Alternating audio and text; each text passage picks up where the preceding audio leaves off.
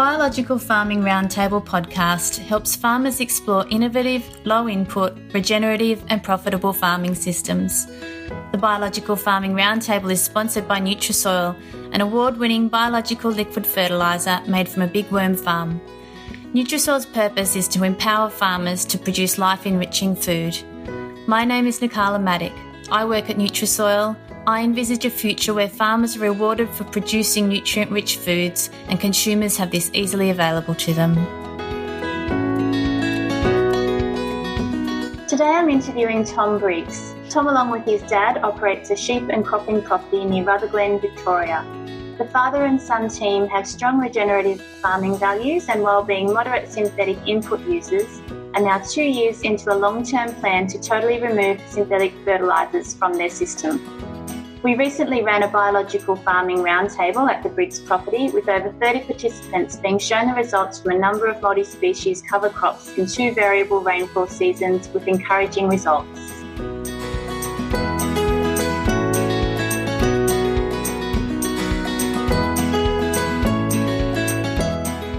Thanks for talking with me today, Tom. Hi, Nakala. Thanks for the opportunity to speak with you. Can you tell us a bit about your farming system? We run a mixed operation across a combined 900 hectares. Approximately 600 of those hectares is cropping country, and the balance of that's grazed with 1,200 ewes. The ewes were transitioning to a self-replacing ewe flock. We did have cattle, but last year we sold the last of the cattle. We felt that they were compromising our structure too much with too much pugging over the winter period. We may bring cattle back into the system if primarily the focus of the warm season species cover crops will be going to maintaining our ewes. If that biomass gets away in a given year, cattle may come in as an option of trade lambs, but holding them over winter and breeding, we made the decision that we're spreading ourselves too thin, that they're compromising our structure and our environment, so they have transitioned out. The farm had been pretty conventional in the way that it was operated. Dad had been following current agronomic practice or up-to-date practice, had been direct drilling for 8 years, but Dad didn't ever go the whole hog on synthetics. He was always a bit conservative with the amount of synthetics that he was using.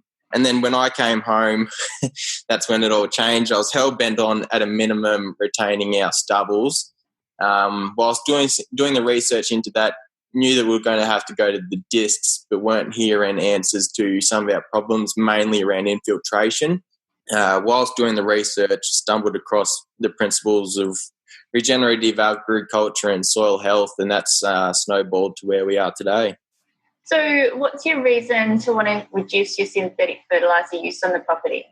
Firstly, I suppose the more, if you look in the right areas, the more I read about synthetic fertilisers and their impact on soil health, the more I'm looking to get them out of the system. But also the increasing rates that we're using to sustain or marginally improve our levels of production isn't sustainable. It's only decreasing our profit margins. But then whilst you start understanding the principles of regenerative agriculture and soil health, you start realising that there are natural systems to build for fertility, to get nutrients to the plants. Yeah, that's one of the main reasons for reducing the synthetic fertiliser on the property. And how are you planning to do this, to reduce them? Nothing too scientific, really. Just hopefully in 5 years that we're going to wean the soils off. 100 kilos a hectare was a lot for Dad to use, so we're not coming off a really high base. But last year we did take a step back. We brought back 80 kilos a hectare for both MAP and urea. This year it's going to be 70 kilos and 60, 70 odd kilos for urea per hectare in split applications.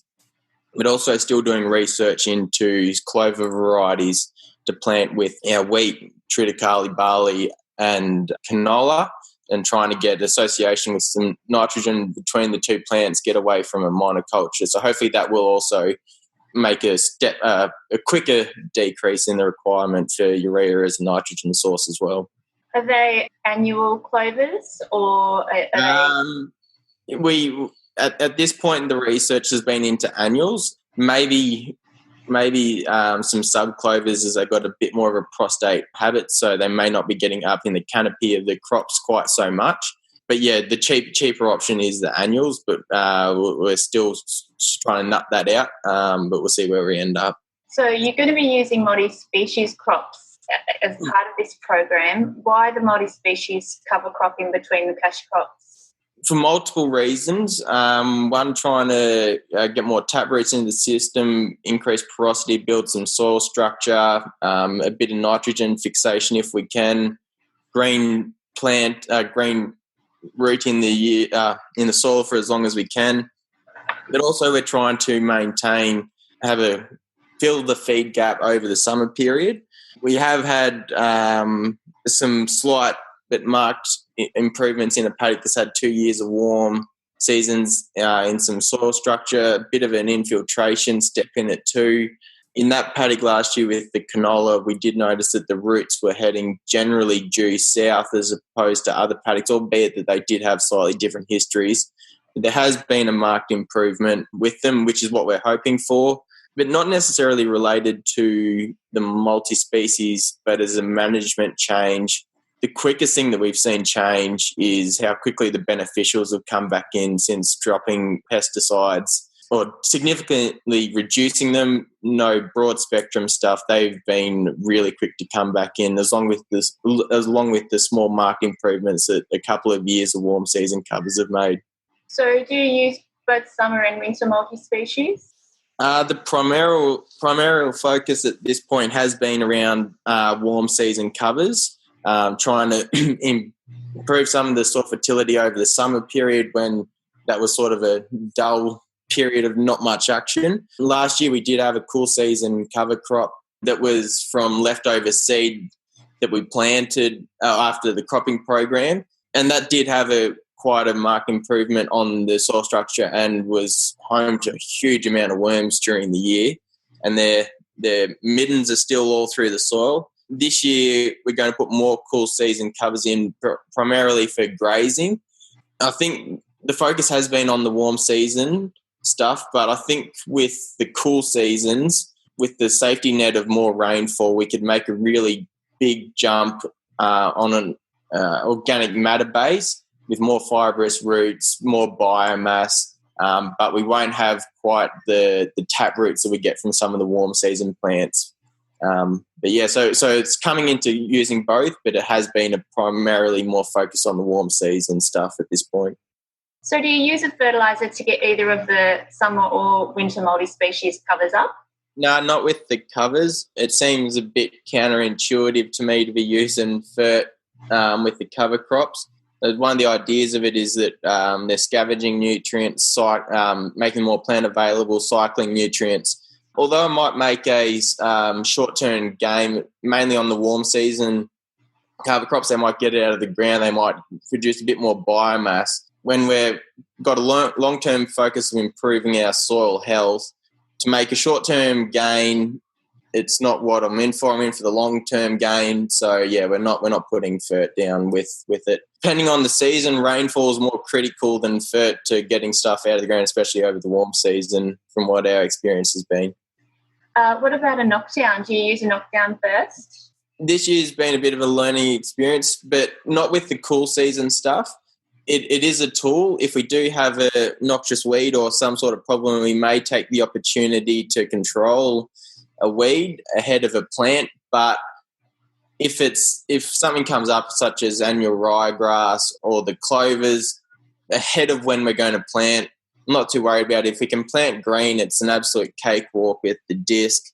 But it will add, it depends where your mindset is.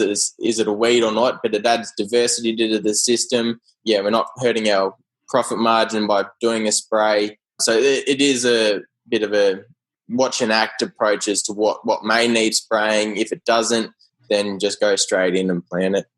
In the summer multi-species, do you think that you save money not using fallow sprays, or does the seed cost about the same? I suppose it depends. If you're to do multiple passes in a fallow spray, then you probably would save money depending on what money you spent on the seed. If it was only one pass, the seed may outweigh it. But if you don't have to, if you're not overly stressed about the weeds, you're increasing your profit and you're doing more to promote soil health. So what's in the summer multi-species mix? This year we had a 9-way mix, red clover, millet, sorghum, buckwheat, sunflower, mung bean, cowpea, lab, and Swede brassica. And is this your second summer multi-species on the same soil? One last year was the first year that we did it. We did it on depending on how big your operation is, for us a 40-hectare paddock's pretty big. So we did do it on a larger sort of scale to see what had happened across a paddock rather than a small trial area. That paddock is in its second year. To me, it appears as though between all the warm seasons we planted this year and the paddocks that have struggled, it has been the better performer of similar paddocks. The paddock that it was into its second summer multi-species is the better performer? Yeah, it appears it had the quicker growth, recovery. The plants looked slightly healthier. When the other paddocks were slightly more moisture stressed, they were just a little more vibrant in that paddock. It still struggled like the others, but not to quite the same harshness as the other paddocks have. When did you sow the summer multi-species?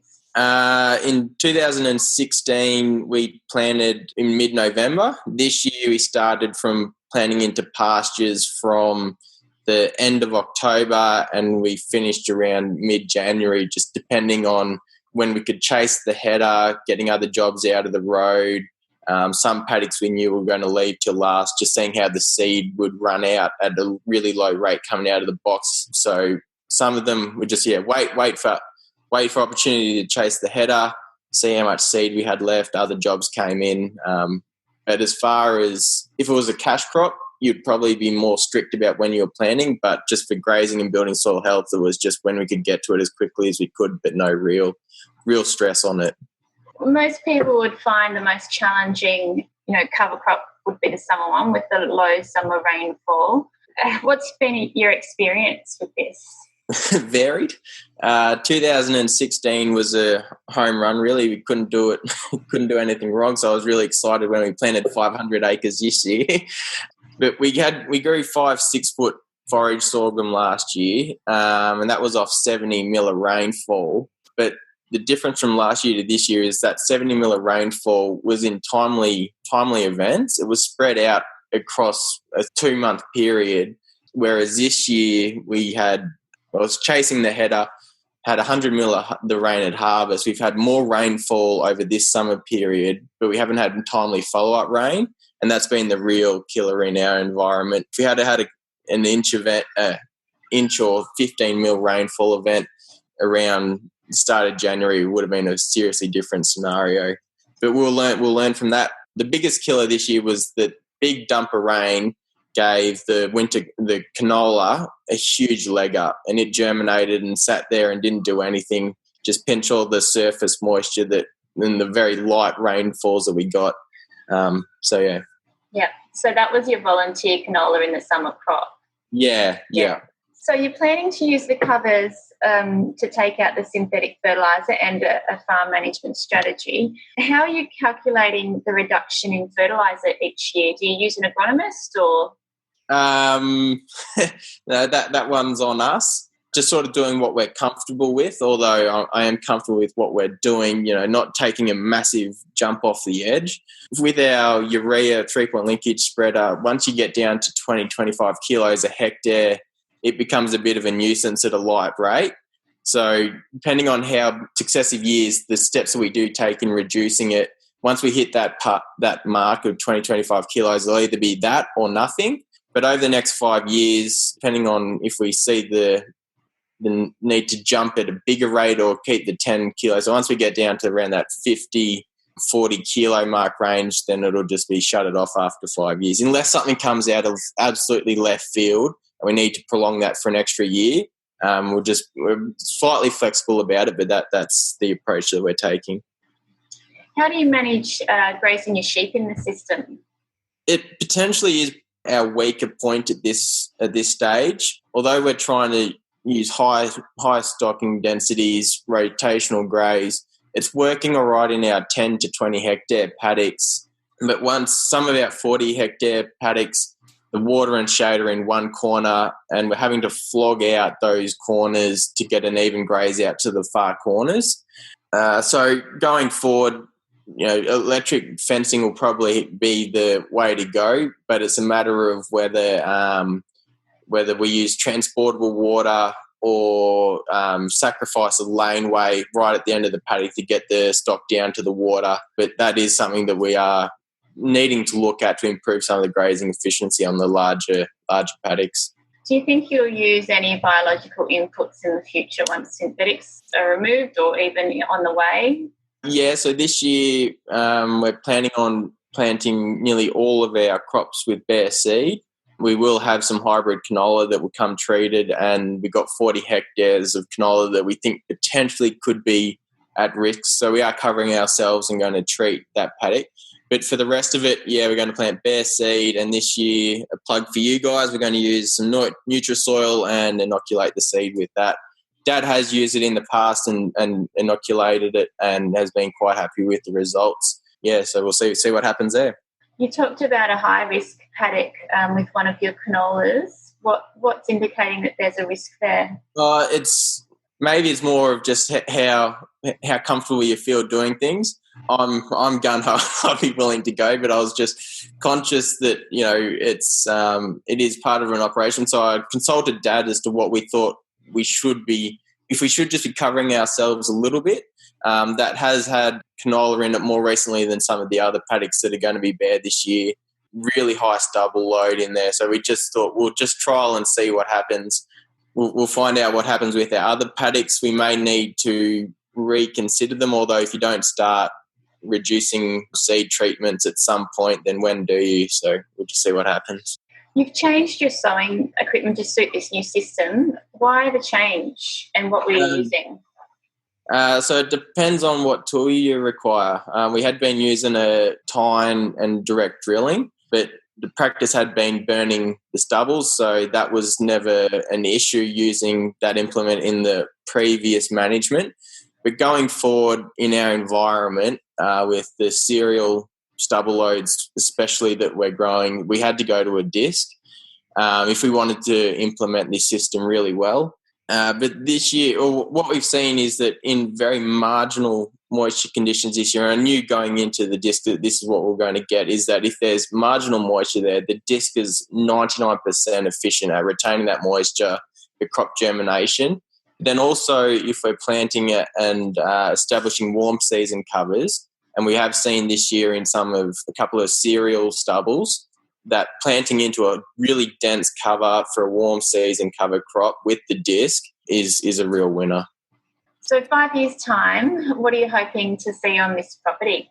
Hopefully we're synthetic free. That's the main goal. We'll also like to be, although we've significantly dropped their use, I'd like to be in a position where we don't even need to consider insecticide and fungicides. At the moment, we're moving quickly away from them, but we are still aware that it is a tool that we can use if we're at severe risk of losing an entire crop, and can continue to grow our profit margin. We're currently growing some really profitable crops, but it's nice to get to a point that year in, year out, we're profitable. And whilst good business management would mean that you continue to track your finances, see what your cost of production is, it'd be nice to get to a point where you just know, you don't even have to consider weigh up options, that it is going to be a profitable system. And my final question, what's your key to keeping focused on your goal? There's some certain outcomes that we're trying to reach that are definitely, keeping the motivation there. But there's also been some anomalies on the property that have, really got me focused. And as we've shown you, Nakala, that at my parents' house with the lawn, 30 metres south and north of the house, one paddock year in, year out will waterlog. Another paddock in a wet year will waterlog. Generally, it's not too bad.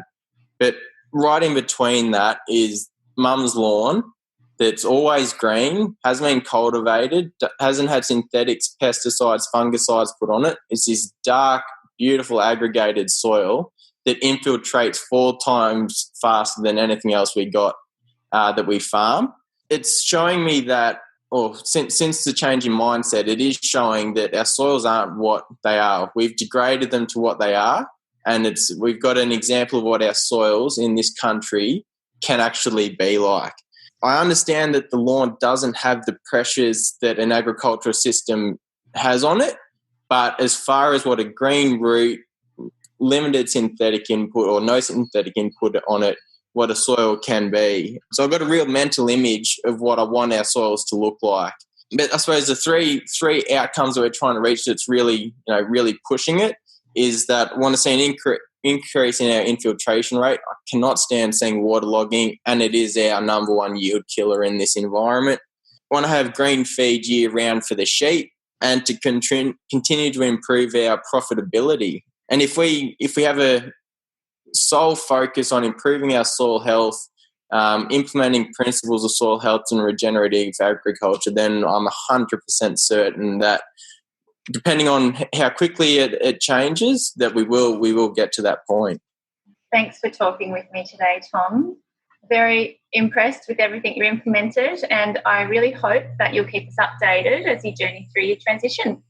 Most certainly, and if people drive along the Murray Valley Highway and head west of Rutherglen, there's a pretty good chance you'll see something a bit obscure along there at some point, and most likely that'll be us. So if you can't get along to a day here or something like that, if you just go for a drive, you'll see some change. Fantastic. All right, thanks for talking, Tom. Please follow the Biological Farming Roundtable podcast. Share it with your friends and networks. I'm Nakala and I work at Nutrisoil, a liquid biological fertiliser made from a big worm farm whose purpose is to empower farmers to produce life-enriching food.